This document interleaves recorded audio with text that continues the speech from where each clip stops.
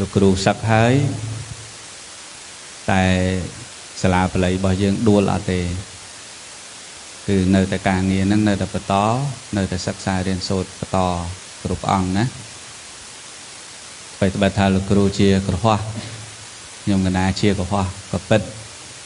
ប៉ុន្តែការងារទាំងឡាយនៅតែខ្ញុំកណានិងព្រះអង្គគ្រូចៅអធិការ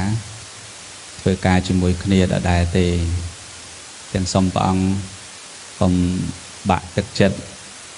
កុំបោះបង់ការសិក្សារៀនសូត្រហើយសូមព្រះអង្គបន្តការរៀនសូត្រដដែលហើយខ្ញុំកណានៅតែចេញចូលនៅក្នុងវត្តនឹងដដែល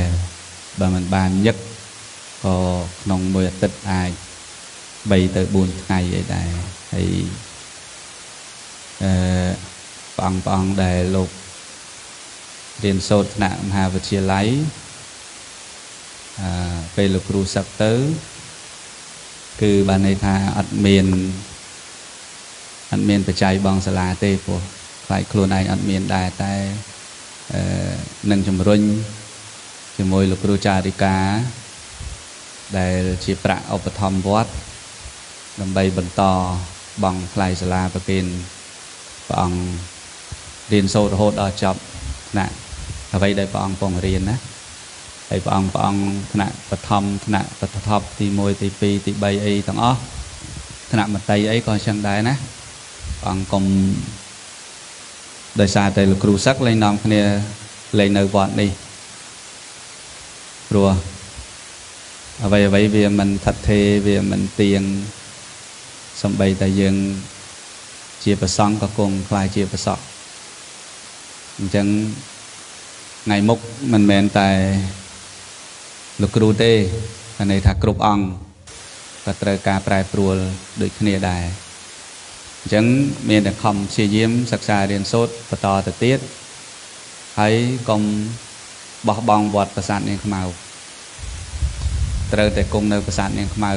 រៀនធម្មតាការឧបត្ថម្ភនៅមានធម្មតាហើយការគង់នៅប្រស្រ័យតាក់ទងគឺនៅធម្មតាគ្រាន់តែខ្ញុំកណាជាឧបាសកលោកគ្រូភិនវិធីជាបច្ចាធិការតែជាអាណាព្យាបាលមានន័យថាខ្ញុំកណានៅតែជាអាណាព្យាបាលតែក្នុងផ្នែកជាប្រសពប៉ុណ្ណឹងឯងហើយរឿងរ៉ាវមួយចំនួនទៀតត្រូវដោះស្រាយចំពោះមុខនៅក្នុងវត្តយើងគឺដូចជាការបំពោះកុលបុត្រនៅថ្ងៃខាងមុខក៏មិនត្រូវ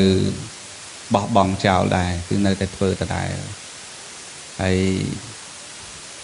អ្វីដែលខ្ញុំកណាចាប់ផ្ដើមមានន័យថាវត្តនេះខ្ញុំកណាចាប់ផ្ដើម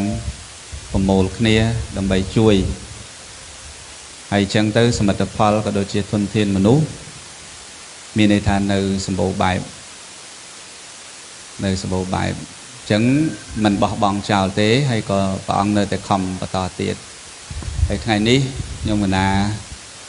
សូមថ្វាយបង្គំគ្រប់អង្គណាដែលព្រះអង្គធ្លាប់ថ្វាយបង្គំខ្ញុំកណារយៈពេលគង់រស់នៅទីនេះទាំងថ្ងៃនេះសូមអនុញ្ញាតថ្វាយបង្គំក្នុងនាមជាប្រសក់ថ្វាយបង្គំព្រះសង្ឃទាំងទោសកំហុសយ៉ាងណាដែលលោកគ្រូធ្លាប់ប្រើពាក្យមិនកប់ស្ដីថាសម្លុតឬក៏អរិយាប័ត្រមួយណាដែលនៅជាប្រសង្ឃមិនគួរកប់មិនមានបំណងស្អប់ឬក៏មានបំណង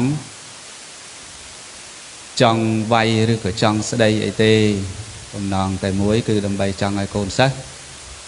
គ្រប់អង្គល្អតែប៉ុណ្ណោះគណៈអញ្ចឹងសូមអធិស្ឋានអភ័យទោសហើយចាប់ពីថ្ងៃនេះតទៅគឺខ្ញុំគណៈជាឧបាសកចង់ហៅថាម៉េចក៏បានដែរហៅបងក៏បានហៅគូក៏បាន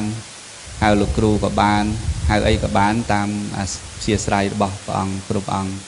ទាំងខ្ញុំគណៈសូមអនុញ្ញាតថ្វាយបង្គំគ្រប់អង្គដោយសេចក្តីគោរពនៅក្នុងព្រះសង្ឃរតនៈទោះបីជាកូនសិស្សធ្លាប់ថ្ ថ្វាយបង្គំគ្រូប៉ុន្តែពេលនេះគ្រូត្រូវថ្វាយបង្គំកូនសិស្សវិញគ្រប់អង្គណា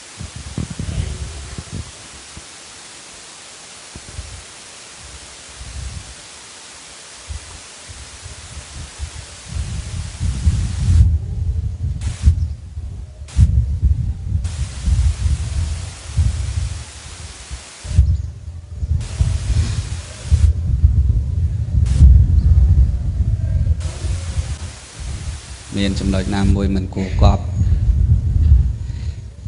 លើលោអាចារ្យជាពិសេសបងឈុនចឹងសូមអភ័យទោសក្រែងលោកខ្ញុំស្លាប់ប្រើពាក្យសម្ដីមិនសមរម្យកាយវិការណាមួយមិនទំនង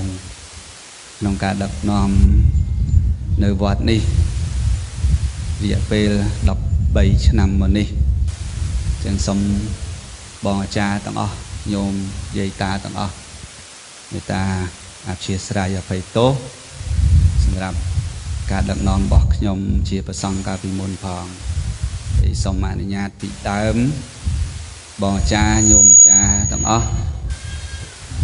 តែងតែថ្វាយបង្គំគោរពខ្ញុំបាទជាប្រសង្ឃពេលនេះខ្ញុំបាទជាមនុស្សធម្មតារក្សាសិល5ហើយនឹងមានឱកាសជាកុហកដូច